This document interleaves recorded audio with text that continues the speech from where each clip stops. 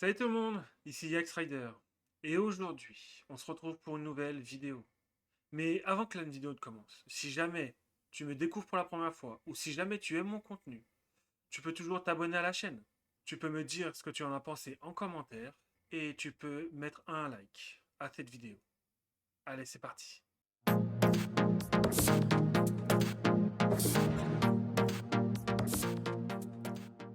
Et si je vous disais que les objets les plus puissants du monde magique ne viennent pas de la mort, et si dans Harry Potter et les reliques de la mort, on nous avait menti. Aujourd'hui, on plonge dans une théorie fascinante. Les reliques de la mort auraient été créées par nul autre que Merlin lui-même. La version officielle, dans l'histoire officielle, les reliques de la mort sont la baguette de Suron, la baguette la plus puissante au monde, la pierre de résurrection, capable de ramener les morts à la vie, et la cape d'invisibilité, capable de se cacher de la mort elle-même. Selon le conte des trois frères, ces objets auraient été donnés par la mort elle-même aux frères Pévrel. Mais il y a un problème. Albus Dumbledore lui-même n'y croit pas. Dans le livre, il explique clairement les frères Pévrel étaient simplement des sorciers exceptionnellement talentueux qui auraient créé ces objets eux-mêmes. Mais déjà, première fissure, la mort est probablement qu'une légende. Et si les Pévrel n'étaient pas les vrais créateurs? Selon plusieurs sources, les reliques de la mort dateraient du XVIIe siècle environ. Et maintenant, posons-nous cette question. Qui est le plus grand sorcier de tous les temps dans l'univers d'Harry Potter? La réponse est évidente. C'est Merlin. On lui a même créé l'ordre de Merlin. Dans le lore, Merlin est une légende absolue, un pionnier de la magie, quelqu'un dont le nom est encore utilisé des siècles plus tard par les barbes de Merlin.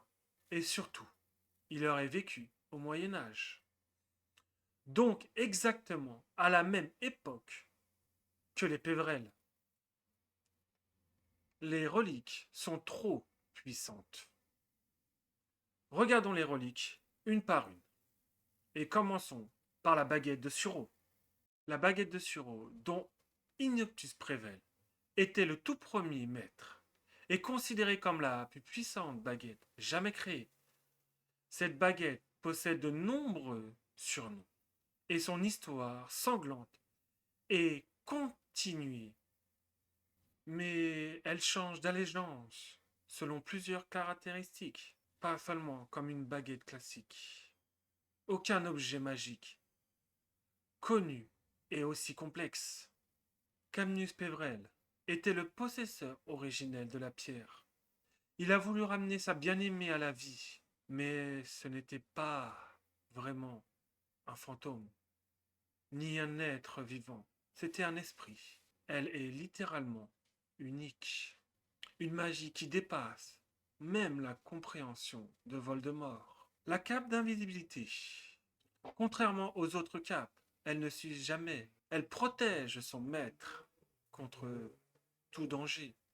Dans Harry Potter et les reliques de la mort, quand Harry arrive à Préolard, les mange-morts essaient d'attirer la cape d'invisibilité, mais elle refuse de les démasquer. C'est un objet littéralement unique. Ces objets ne sont pas juste puissants, ils sont anormalement parfaits. Ce niveau de magie ressemble plus à une œuvre de génie absolu qu'à trois frères talentueux.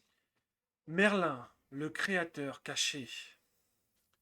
Et nous voici dans le cœur de la théorie. Et si Merlin avait créé ces objets, mais que les Pévrel les ont récupérés ou irrités? Premier indice. Transition obscure. On ne voit jamais les Pévrel créer les reliques. On nous le raconte seulement comme une légende. Indice numéro 2. Le symbole. Le symbole des reliques de la mort.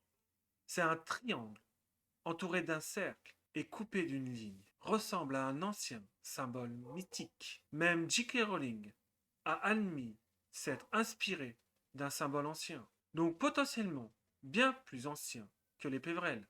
Indice numéro 3. Merlin et la mort. Dans la légende arthurienne, Merlin était un magicien lié au destin, à la vie et à la mort, à des artefacts puissants. Exactement le thème des reliques. Et dans l'univers d'Harry Potter, on sait que Merlin cherchait l'immortalité.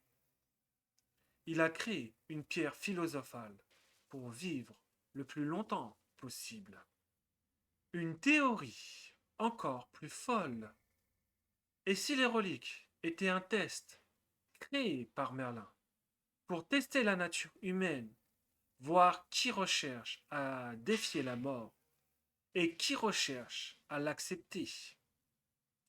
Ce qui rejoint parfaitement le message final de Dumbledore. Et oui, rappelez-vous, à King's Cross, Dumbledore dit à Harry, le vrai maître de la mort est celui qui l'accepte. Contre-argument? Bien sûr, cette théorie a plusieurs failles. Aucun test officiel ne relie Merlin aux reliques. Les Pévrels sont explicitement mentionnés. Merlin n'est jamais lié directement à ces objets, mais J.K. Rowling adore laisser des zones floues. Et souvent, le plus grand mystère ne sont jamais expliqués.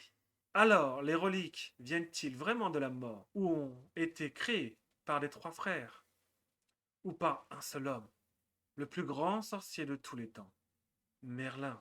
Dites-le moi en commentaire. Si tu as aimé cette théorie, tu peux mettre un like, t'abonner à la chaîne en cliquant juste là. Et si tu veux continuer à me voir, je te mets une vidéo juste là. Je te dis à très vite pour une prochaine vidéo. C'était Yax Rider. Ciao tout le monde.